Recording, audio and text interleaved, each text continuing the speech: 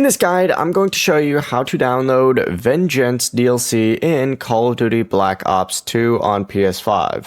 Now, starting off on the PS5 home screen, you need to highlight Call of Duty Black Ops 2 and just press the options button on your controller and scroll down to Manage Game Content. From here, go ahead and find the Vengeance DLC, and you can go ahead and download it from here. And you can also get this from the PlayStation Store just by searching for Black Ops 2, opening up the game page, and scrolling down to its add-ons.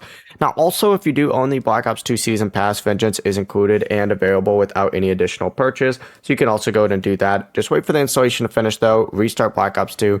And Vengeance is including multiplayer maps Cove, Detour, Rush, and Uplink, along with the Zombies map Buried. Before you do leave, make sure to like the video and subscribe to the channel with all notifications on. It really does help with the channel, and it lets us know that you want more content like this. We'd greatly appreciate it. And if at any point throughout this guide you did have any questions, just ask them down in the comment section below and we can help you out further. I'm going to be doing my best to reply to every single comment down there. Peace.